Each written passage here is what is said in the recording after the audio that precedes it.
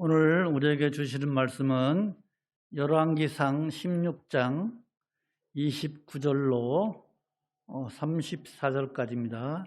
열왕기상 16장 29절로 34절. 구약성경 544쪽입니다.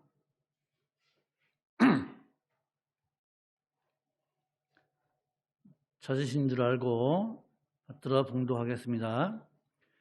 유다 왕 아사 제38년에 오므리의 아들 아합이 이스라엘 왕이 되니라.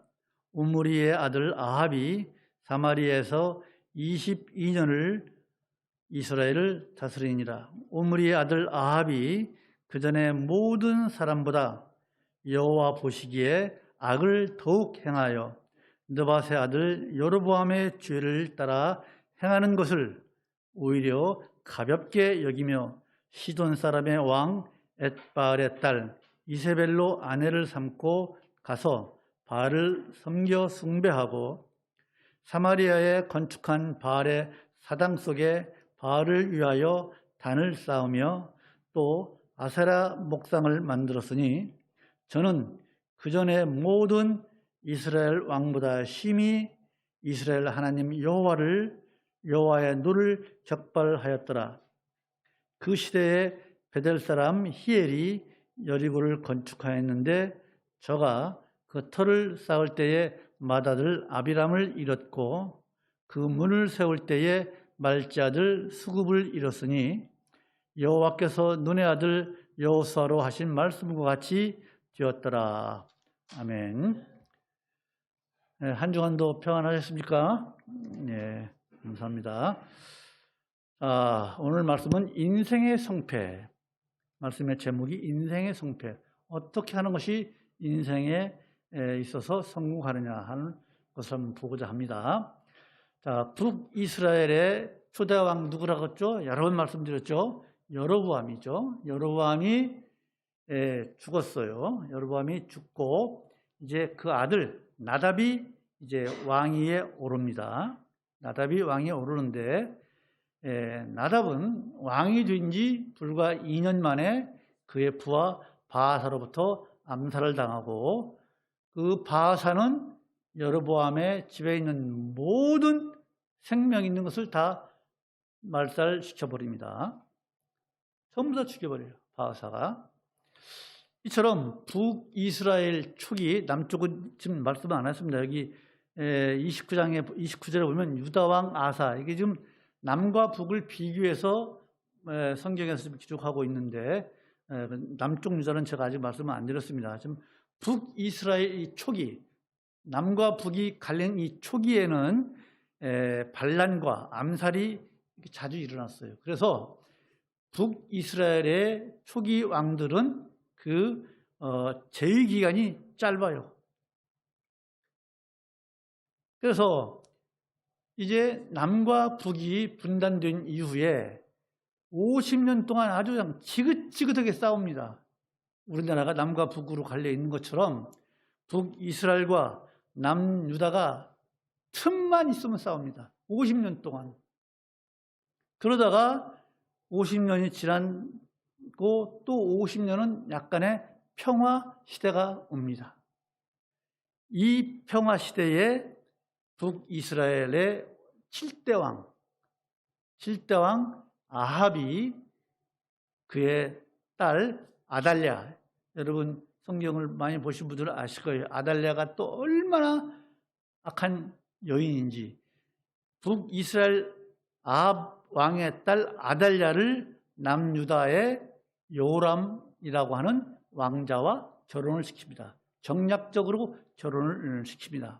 이제 즉 평화협정을 맺어서 이렇게 평화시대를 어느 정도 지냅니다. 그래서 오늘은 이 아합 왕에 대해서 초대왕인 여로보암에 의해서 2대 왕이 나답, 3대 왕이 바아사 쭉 올라가서 이제 7대 왕인 아합 시대를 말씀을 드리는 겁니다.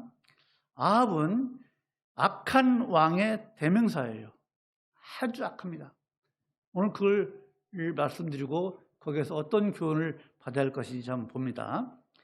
7대 왕인 이 아합은요, 성경에서 열왕기 상에서 16장 하반절에서부터, 여기 16장 하반절에서부터 22장까지, 열왕기상 마지막 장까지 전부 다 아합에 대해서 기록을 합니다. 7개 장에 걸쳐서 아합을 기록합니다. 그 이유가 뭐냐? 아합이 이스라엘 역사에서 어떤 중요한 인물이기 때문에 7장에 걸쳐서 아합을 기록한 것이 아니에요. 아합을, 악한 왕인 이 아합을 7장에 걸쳐서 성경에서 기록하고 있는 것은 그가 한 일이 얼마나 악한지, 그 악한 행실에 맞서서 하나님의 사람, 엘리야죠. 하나님의 사람이 어떻게 싸우는지, 그 싸움을 싸우는 엘리야를 하나님께서 어떻게 도우시는지, 하나님께서 어떻게 일하시는지, 아합이 우상 숭배하고 이세벨이 그렇게 악한 짓을 한 것을 기록하기 위해서 한 것이 아니라 하나님께서 선지자 엘리야에게 어떻게 일하셨는지, 그 악한 시대에 그걸 우리가 보는 거예요. 아합이 이처럼 악한 이유는 그의 아버지 오므리가 있어요. 오므리 왕조인데, 그 오므리 왕이 법으로 이스라엘의 우상 숭배를 아주 법으로 정해놔 버렸어요. 그것을 보고 자란 아합이에요. 근데 아버지의 영향도 있어요. 그런데 실질적으로 아합이 이렇게 악한 왕이 된 것은 그의 아내 이세벨 때문이에요. 이세벨은 원래 시돈 땅 저쪽 요즘으로 말하면 레바논 그쪽, 옛날에 페니키아 사람들이 만든 조그만 항구 도시예요. 시돈이라는 곳이. 이 시돈의 왕 엣발이라는 사람의 딸이에요. 엣발, 그 아버지 이름이 엣발이라는 건 무슨 뜻이냐면 바알과 친하다, 바알과 가까이 한다, 이런 뜻이에요. 그러니까 얼마나 바알을 섬겼으면 이름마저 엣발이냐 이거예요. 그 딸이 이세벨이 이제 아합과 결혼해서 북이스라엘의 7대 왕의 왕비가 된 거예요. 얼마나 이 여인이 나중에 이제 말씀드리겠지만 얼마나 악하냐 하면 그 죽음을 보면 알아요. 예후라는 사람이 그 여인을 어떻게 해요? 왕국에서 죽여서 창가로 던져버리자 어떻게 해요? 개들이 그 시체를 다 뜯어먹었어요. 어쨌든 이처럼 이세벨이라는 여자는 성경에서 아주 악한 여인, 우상숭배의 대표적인 여인으로 나옵니다. 계시록 한번 보실까요? 계시록 2장 20절. 계시록 2장 20절. 요한계시록 2장 20절.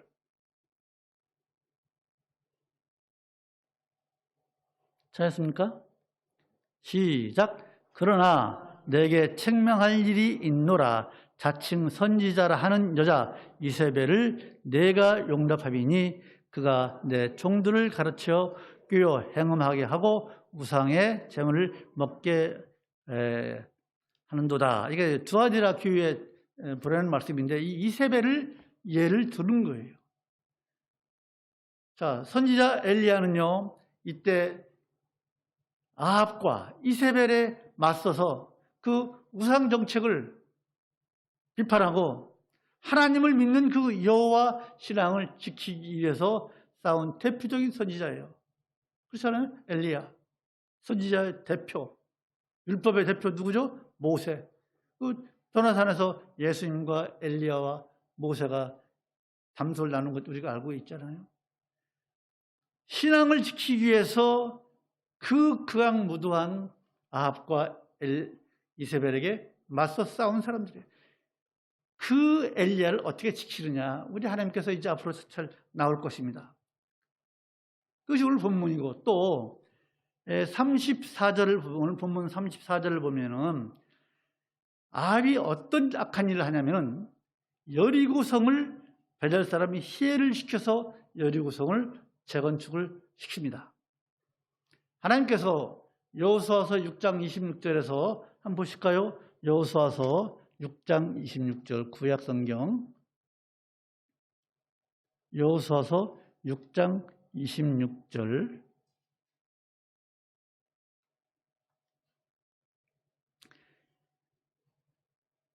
여호수아가 이스라엘 백성들을 이끌고 요단강을 건너서 제일 먼저 함락시킨 성이 바로 이 여리고성이에요. 26절 시작. 여호수아가 그때의 맹세로 무리를 경계하여 가로되 이 여리고성을 누구든지 일어나서 건축하는 자는 여호와 앞에서 저주를 받을 것이라. 그 기초를 쌓을 때에 장자를 잃을 것이요 문을 세울 때에 계자를 잃으리라. 계자라는 것은 막내 아들이에요. 막내 아들.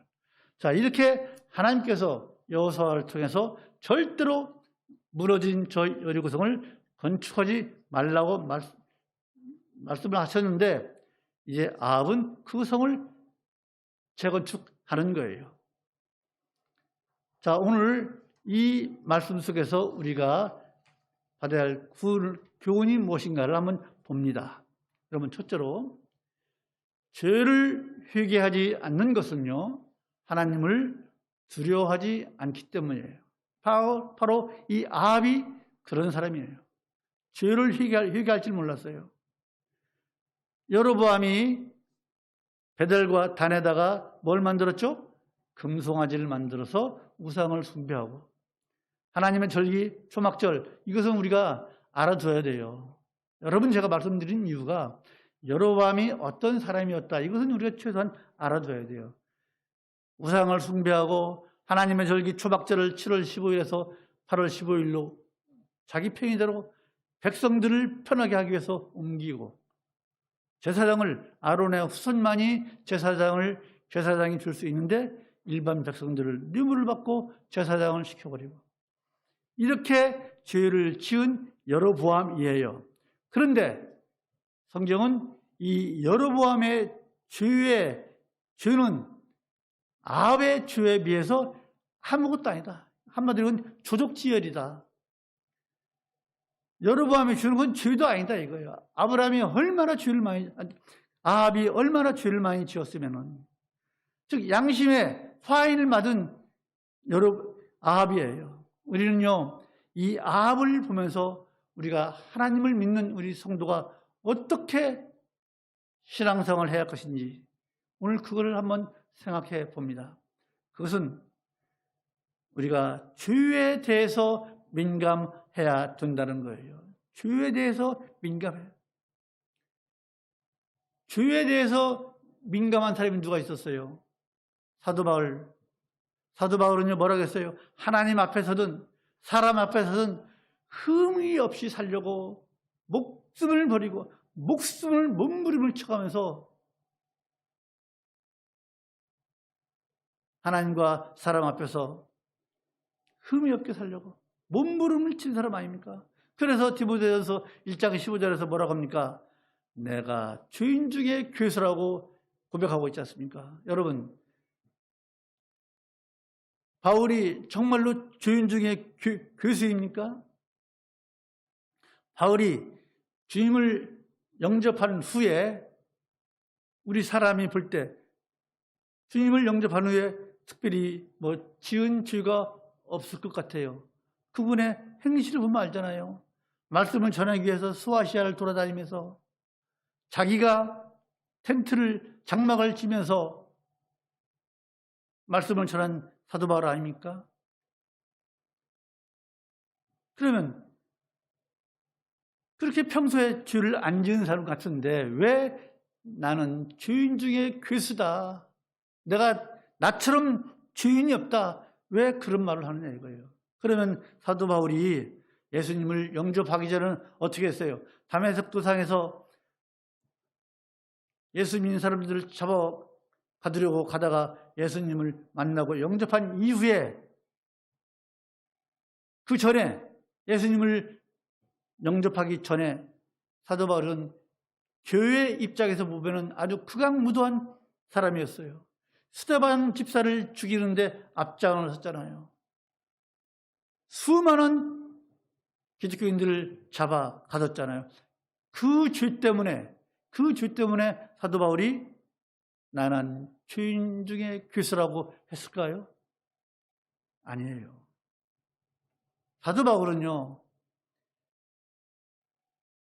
주님을 영접한 이후에 과거의 죄, 현재의 죄, 미래의 죄도 다 용서받았다고 하는 그 확신이 있는 사람이에요. 우리 그렇게 말씀을 들었잖아요. 우리 성도들은요, 과거, 현재, 미래의 모든 죄를 용서받은 사람들이에요. 왜 그래요? 한번 말씀드렸죠? 죄이시 어떻게 우리가 천국에 갑니까? 죄이시는 천국에 들어갈 수 없어요. 천국은 죄가 없는 곳이잖아요. 하나님은 죄를 모르시는 분이시잖아요. 거기에 어떻게 죄가 있는 상태로 들어가느냐 이거예요. 우리가 성도가 천국을 가기 위해서는 반드시 과거, 현재, 미래의 모든 죄가 용서받은 상태로 들어간 줄로 믿으시기 바랍니다. 이처럼 사도 바울은 모든 죄를 용서받았다고 확신이 있는 사람이에요. 그러면 뭐 때문에 내가 죄인 중에 괴수다라고 했을까요? 나 같은 죄인이 없다. 자신이 겸손하게 보이기 위해서 그랬을까요? 아니에요. 사도 바울의 이 고백, 내가 죄인 중에 괴수다라고 하는 이 고백을 우리가 어떻게 해석해야 할까요? 어떻게 이해해야 할까요? 그것은요, 잘 들으십시오. 바울이 아무리 작은 죄를 지었다 할지라도 그것을요, 하나님 앞에 민감하게 반응하는 거예요. 작은 죄라도. 큰 죄는 하나님께 회개하고 작은 죄는 회개하지 않습니까? 이 작은 죄라도 하나님께 다 열어놓고 하나님께 용서를 구하고 회개하는 거예요. 그만큼 죄에 대해서 예민하게 반응했기 때문에 그러는 거예요. 죄에 대해서 우리가 아주 예민하게 반응을 하면요, 그런 마음이 들어갑니다. 죄에 민감은 그래요. 죄에 대해서 민감하면은, 내가 죄인이구나. 내가 또 죄를 지었구나. 그렇게 되는 거예요. 여러분, 죄에 민감한 사도 바울과 죄에 아주 아들하고 무딘 아합을 보고 우리가 어떤 교훈을 받아야 할까요? 두 사람을 비교해 보십시오. 죄에 대해서 예민한 사도 바울, 죄에 대해서 전혀 무감각한 아합을 볼 때 우리가 어떻게 믿음성을 해야 될까요? 그것은요, 죄를 무겁게 생각하십시오. 아무리 작은 죄라 할지라도 죄를 무겁게, 가볍게 생각하지 마시기 바랍니다. 만일 우리의 죄를 모른 척하고 눈 감고 덮고 넘어간다면, 우리가 지은 죄 하나님 앞에 내어놓지 않고 덮고 넘어간다면 그것은 이미 사탄에게 진 거예요. 사탄의 종이 되어 있다는 거예요. 혹시 우리 성도들 중에 이런 분은 안 계시죠? 안 계실 줄 믿습니다.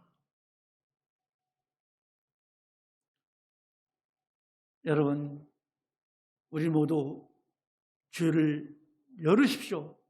죄를 닫지 마십시오. 죄를 열어서 하나님께 고백하고 회개하십시오.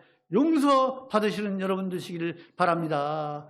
죄짐을 짓고 있다가 죄짐이 얼마나 무거워요. 얼마나 마음이 무겁습니까? 얼마나 마음이 암울합니까? 죄짐을 왜 우리가 지고 있습니까?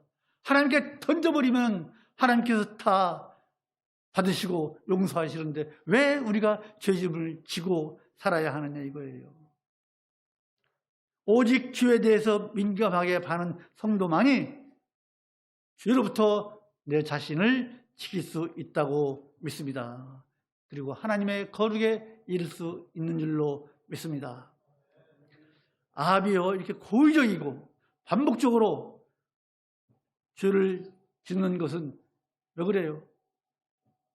역사가 주는 교훈을 모른 체 하는 거예요. 아까도 말씀드린 것처럼 여로보암은요, 그 가족을 누가 멸문지화시켰어요? 바하사가 완전히 멸문을 시켰잖아요. 또 이 바하사, 3대 왕은 바하사는 누구에 의해서? 시므리에 의해서 완전히 멸문지화를 당합니다. 이스라엘, 북이스라엘은 계속 이런 역사예요. 그럼 남유다는 좀 그래도 덜해요. 즉 아합은 초대왕 여로보암과 3대왕 바하사가 어떻게 그 가족이 멸문지화를 당했는지 다 알잖아요. 선대왕이니까. 그렇지만 그것을 알고서도, 역사를 알면서도 하나님의 심판은 나와는 상관없는 거야. 나한테 뭐 그런 게 오겠어? 그렇게 생각하는 거예요. 나와는 상관없는 것이다. 나한테는 하나님께서 심판 안 내리시겠지. 그렇게 생각하는 거예요. 아무리 여러분이 악한 사람이라 할지라도 내가 지은 죄 때문에 하나님께서 심판과 재앙을 내리신다는 것을 안다면은 그렇게 죄를 밥 먹듯이 짓지 않을 것입니다. 여로보암은 그냥 밥 먹는 것보다 더 쉽게 하나님 앞에 그런 죄를 지은 사람 아닙니까? 그런데 여러분, 우리가 사사기를 쭉 배웠잖아요. 그 340~50년간 그 사사시대에, 왕이 없던 사사시대에 이스라엘 백성들이 어떻게 했어요? 왕이 없으니까. 하나님께서 한동안 잘 평안하게 해줍니다. 그러면 불과 몇십 년 안 가서 하나님을 완전히 잃어버리고 우상을 섬기잖아요. 그러면 또 징계를 당하고, 그럼 또 하나님 앞에 나와서 회개하고 하나님 살려주십시오 하고, 그럼 하나님께서 또 건져주시고, 이런 사이클을 6번을 반복하잖아요. 그러니까 역사 속에서 이루어진 일들을 교훈으로 삼지 않는 거예요. 우리에게는, 나에게는 나와는 관계없는 것이다. 이것이 바로 우리 인간들의 행태예요. 우리라고 안 그렇습니까? 조심해야 돼요. 여러분, 하나님의 이 심판은요, 모든 시대에, 모든 세대에 똑같이 적용이 됩니다. 어느 시대는 안 하시고 어느 시대는 하시고 아닙니다. 모든 시대에 하나님의 심판은 똑같이 동일하게 이루어집니다. 이 사실을 우리가 잊지 말아야 됩니다. 늘 염두에 두시고 하나님을 의식하시고 사셔야 될 줄로 믿습니다. 그래서 여러분, 올 한 해는 우리가 마음을 새롭게 해서 죄를 좀 멀리 하려고 하는, 죄를 안 짓고 어떻게 삽니까? 죄를 좀 멀리 하려고 하는 그런 각오를 단단히 하셔서 올 한 해 하나님으로부터 풍성한 은혜를 받아 누리는 우리 모두가 되기를 간절히 소망을 합니다. 두 번째, 여러분, 우리 성도가 우상을 섬기는 것은요, 얼마나 수치스러운지 몰라요. 믿는 사람이 우상을 섬기는 것은 수치스러운 일이에요. 그걸 모르시죠? 봅시다. 이세벨과 결혼한 아합은요, 오히려 이세벨보다 더 바알을 숭배합니다. 왜? 바알은 풍요를 주는 신이라고 믿잖아요. 이 시돈 땅이, 페니키아 그 방이 항구 도시거든요. 교역이 많아요. 그러니까 거기는 잘 살아. 그들이 섬기는 신이 바알이야. 그래서 우리도 저들처럼 좀 풍요롭게 살면 안 될까? 바알을 섬기는 거예요. 그런데 여기에서 바알을 섬긴다 하는 말씀이 나오잖아요. 바알을 섬겨. 31절에서 같이 읽읍시다. 31절 시작. 느바사의 아들 여로보암의 죄를 따라 행하는 것을 오히려 가볍게 여기며 시돈 사람의 왕 엣바알의 딸 이세벨로 아내를 삼고 가서 그래서 바알을 섬겨 숭배하고, 여기서 섬겨라고 하는 단어는 히브리어로 와이야 아바드라는, 와이야 아바드. 와이야 아바드라는 말인데, 이 말씀은요,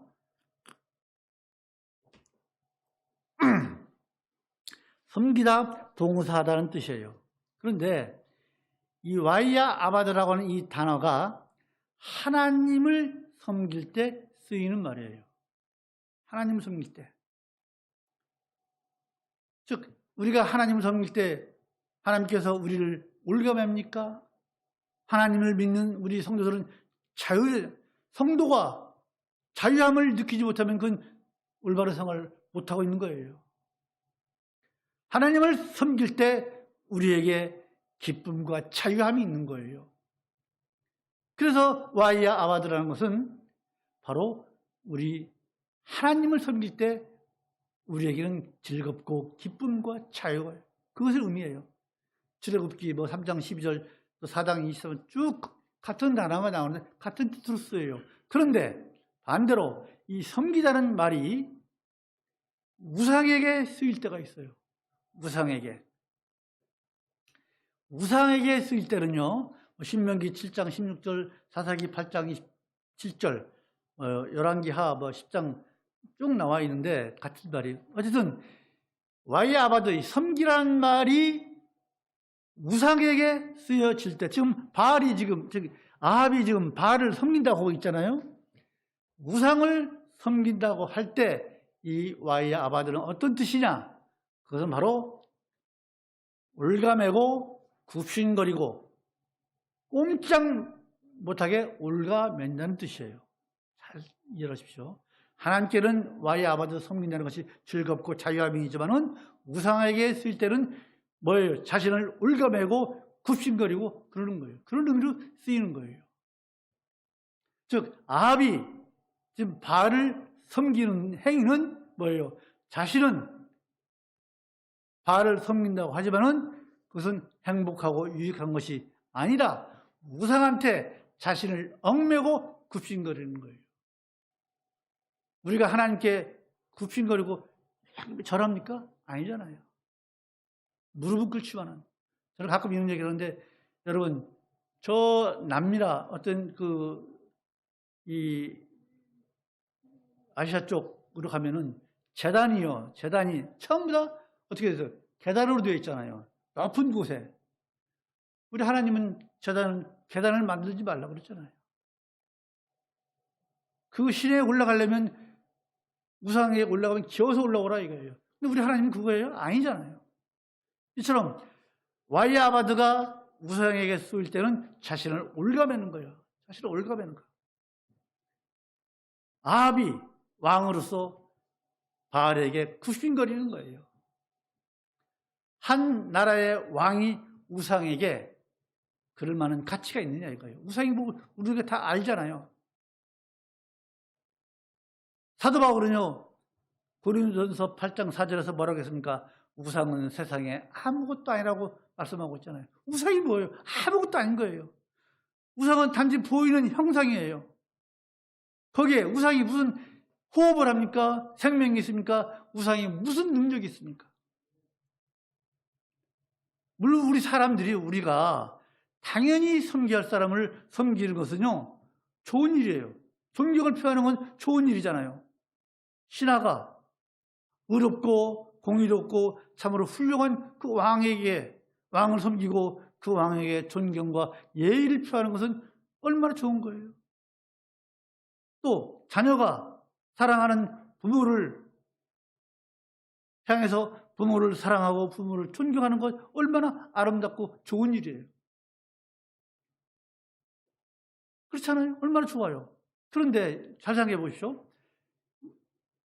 지금 우리 사회에서, 지금 이 말씀을 준비하면서 우리나라에서 이 사회에서 존경받을 사람이 누가 있을까? 반기문 씨도 한번 생각이 났고, 딱히 없어요. 자, 어쨌든 사회에서 존경을 받는 사람이 맨날 죄나 짓고 악한 일만 하고 있는 그런 사람에게 굽신굽신 한다고 생각해 보십시오. 그 얼마나 우스꼴입니까? 그렇잖아요. 아니, 인격적으로 훌륭한 사람이 하여튼 온갖 죄를 지어가지고 있는 사람에게 가서 굽신거리고 절한다면 그게 얼마나 우스꼴이냐 이거예요. 이것이 우상 숭배하는 모습과 같은 거예요. 그렇잖아요.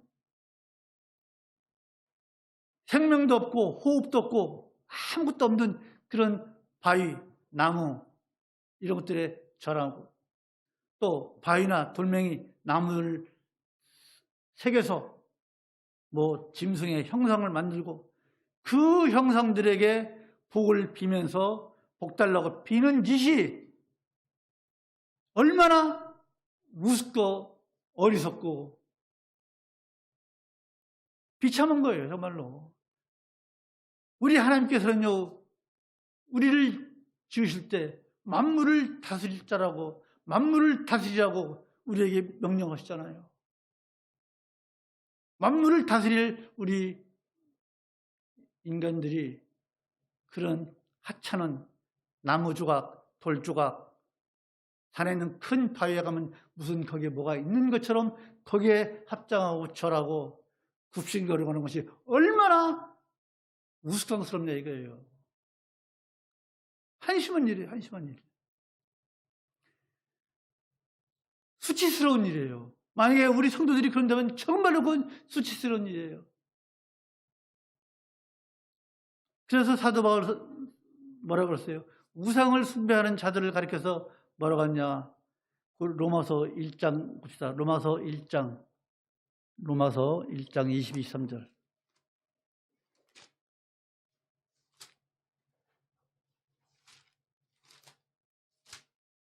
로마서 1장 22, 23절.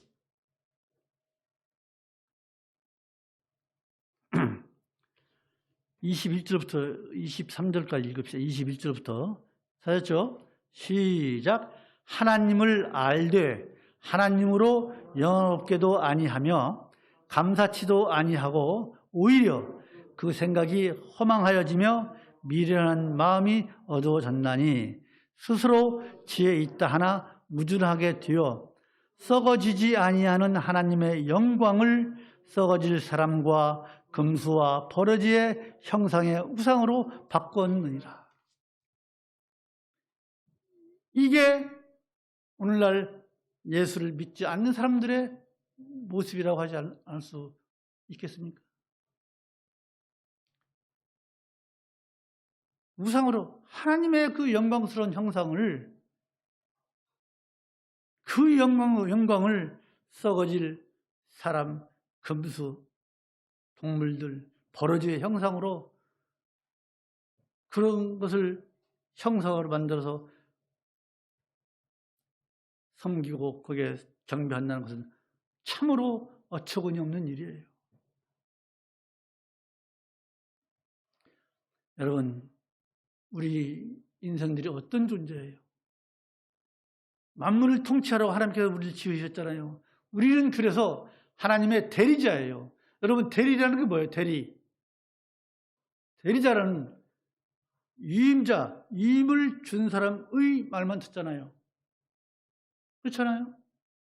변호사가 수임료를 받고 위임받은 그 사람의 말을 듣는 것처럼 우리는 하나님으로부터 위임을 받은 우리 대리자예요.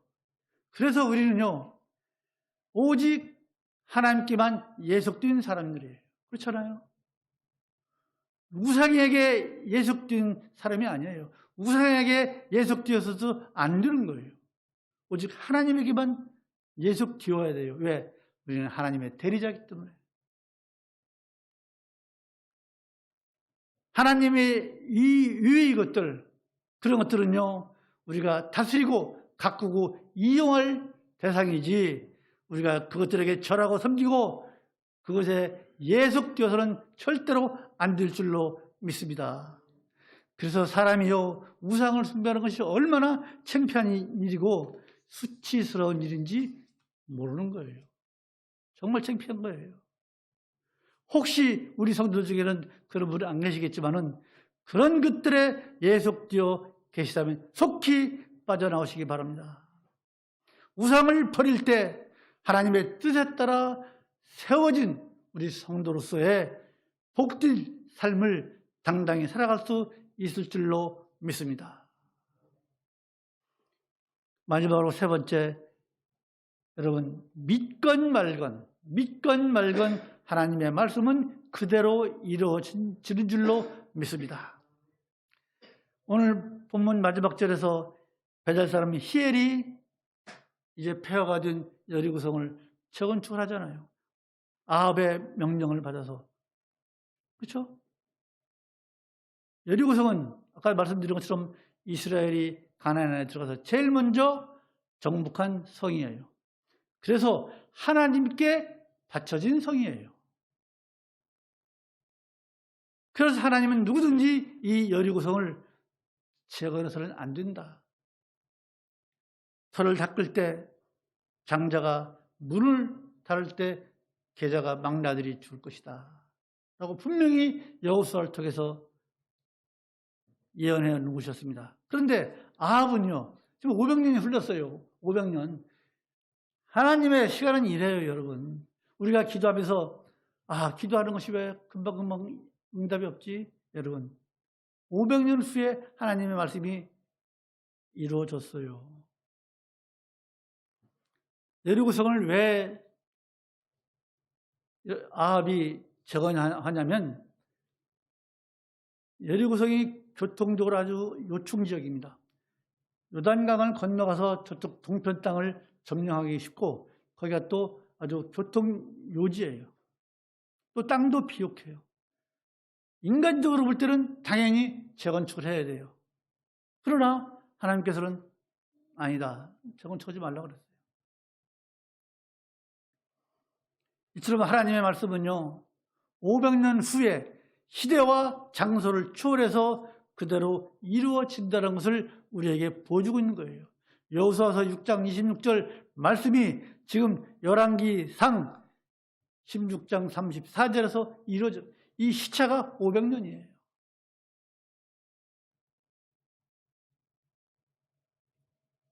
어쨌든 여리고성을 재건하는 그 공사 과정에서 히람의 아들 둘이 죽잖아요. 이처럼요, 하나님의 말씀은요, 우리 하나님의 말씀은요, 우리 사람의 의지와는 아무 상관없어요. 우리 사람의 의지와는 아무 관계없이 1.1획도 어김없이 그대로 된다는 사실입니다. 그대로 성취될 줄로 믿습니다. 성경에는요, 우리에게 축복을 주시는 말씀이 많아요. 그런데 축복의 말씀만 있습니까? 아니에요. 징계의 말씀, 심판의 말씀도 같이 기록되어 있어요. 특히 이 세상 마지막 때에 믿지 않는 사람들에 대한 그 심판이 우리에게 던져져 있어요. 계시록 봅시다. 계시록 20장. 계시록 20장. 20장 14절 15절.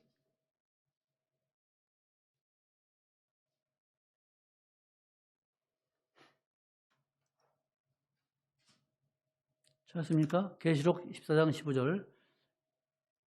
즉 하나님의 말씀은 1.1획도 이루어지지 않은 것이 없다는 것을 말씀을 드리는 거예요. 14, 15 시작. 사망과 음부도 불못에 던지우니 이것은 둘째 사망 곧 불못이라. 누구든지 생명책에 기록되지 못한 자는 불못에 던지우리라. 이처럼 하나님을 믿지 않는 자들에 대한 심판은 분명히 우리에게 말씀을 주고 있습니다. 그래서 이 계시록 20장 방금 이 말씀은요, 이 말씀은 무엇과 같으냐? 여리고성을 재건축하는 사람에게 있을 재앙, 시렘의 두 아들이 죽은 것처럼 그 예언이 그대로 500년 후에 실현된 것처럼 방금 읽은 계시록 20장 14, 15절 하나님을 믿지 않는 생명책에 기록되지 않은 사람은 어떻게? 불못에 던져질 것이라 분명하게 우리에게 말씀하고 계십니다. 아닌 것 같아요. 이것은 반드시 이루어질 진리이고 반드시 일어날 사실입니다. 즉, 이 최후의 심판 경고는요, 우리에게 경고로 그치는 것이 아니에요. 경고가 아니에요. 반드시 이루어질 진리예요. 그렇잖아요? 그런데 문제는 많은 사람들이 믿지 않는 데 문제가 있는 거예요. 믿지 않으려고요. 예수를 믿는 사람 중에도 하나님의 최후의 심판은 믿지 않으려고 하는 그런 경향이 있답니다. 예수를 믿는 대다수의 사람들은요, 하나님께서 우리에게 축복을 주실 거야, 복을 주실 거야, 또 우리는 하나님을 믿었으므로 천국에 들어갈 거야. 즉, 자신이 천국에 들어갈 것은 믿지만은 하나님의 최후의 심판은 믿지 않으면서 나는 천국이야, 들어갈 거야, 하나님께서 나에게 복 주실 거야. 즉, 하나님의 말씀에 반절은 믿고 반절은 믿지 않는 거예요. 아주 취약한 믿음이에요. 취약해, 믿음이. 여러분, 하나님의 말씀이 반절은 사실이고 반절은 사실이 아니라고 생각되십니까? 아니에요. 지금 예를 들은 것처럼 여리고성 재건축 때 일어난 재앙, 이것은 이런 건 하나뿐이지 뭐, 이렇게 생각하시면 안 돼요. 하나님께서 우리를 겁주기 위해서 최후의 심판을 말씀하신 거 아닙니다. 왜 하나님께서 우리를 겁줍니까? 하나님께서 우리를 겁줘서 우리에게 드릴 게 뭐가 있어요? 반드시 하실 것을 전제로 하신 말씀인 줄로 믿습니다. 그래서 여러분, 사람이 믿건 안 믿건 하나님께서 하신 모든 말씀은 반드시 하신 말씀대로 이루실 줄로 믿습니다. 성경에서 여러분, 하신 말씀 중에서 이루어지지 않는 것이 하나라도 있으면 여러분 찾아서 가져와 보십시오. 어떤 것이 하나님의 말씀이 이루어지지 않았는지 한번 찾아보십시오. 그걸 찾는다면 아주 대단한 분이십니다. 그런데 성경에서 하나님께서 말씀하신 것 중에서 이루어지지 않은 것 딱 하나가 있잖아요. 그것은 바로 장차 이루어질 최후의 심판. 이거 외에는 없어요. 다른 건 다 완성되었어요. 오직 하나님의 최후의 심판만 남아있어요. 그래서 하나님께서 이사야서 55장 11절에서 뭐라고 합니까? 내 입에서 나가는 말도 헛되이 내게로 돌아오지 아니하고 나의 뜻을 이루며, 하나님의 뜻을 이루며 나의 명하여 보낸 일에 형통하리라고 말씀하셨습니다. 지금 무슨 말이냐? 하나님은 하신 말씀은 그 말씀이 헛되지 아니하고 반드시 이루셔서 열매를 맺을 것이라고 하시는 말씀이에요. 나의 뜻을 이루며 나의 명하여 보낸 일에 형통하리라. 반드시 이룰 것이다. 반드시 열매를 맺을 것이다 하는 말씀이에요. 이제 마칩니다. 여러분, 아무리 시대가 변하고 사람들이 변하고 또 이 세상이 우리 믿는 사람들, 성도들을 향해서 어떠한 소리를 할지라도 변하지 않는 우리 하나님의 말씀을 붙잡고 살아가시는 우리 신실한 성도가 되시기를 주님의 이름으로 축원합니다. 이사야서 14장 24절에 만군의 여호와께서 맹세하여 가라사대 나의 생각한 것이 반드시 되며 나의 생각한 것이 반드시 되며 나의 경영한 것이 반드시 이루리라고 말씀하셨습니다. 여러분, 그래서 우리 성도들은요, 이 하나님의 말씀을, 그 말씀에 합당한 삶을 살아야 될 줄로 믿습니다. 우리 하나님의 말씀이 틀린 게 뭐가 있어요? 우리 삶 속에서 즉시 이루어지지 않기 때문에 그것이 피부로 느끼지 않아서 하나님의 말씀이 능력이 없고 이루어지지 않는 것처럼 보이십니까? 아니에요. 하나도 이루어지지 않은 것이 없어요.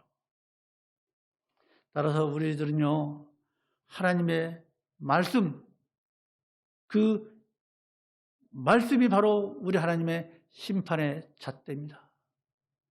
심판의 잣대된 하나님의 말씀, 그 말씀은요, 우리 인생의 최종 평가예요. 말씀으로 우리 인생이 평가를 받고, 우리 인생의 성패는 바로 죄를 얼마나 민감하게 반응하느냐, 거기에 우리 인생의 성패가 달려 있는 줄로 믿습니다. 우리 모두 하나님의 말씀, 그 잣대에 우리가 좋은 평가를 받고 또 우리 인생의 성패를 가르는 죄에 대해서 민감하시는 우리 모두가 되기를 주님의 이름으로 축원합니다. 마치겠습니다. 거룩하신 하나님 아버지, 은혜를 감사합니다. 우리 인생의 성공이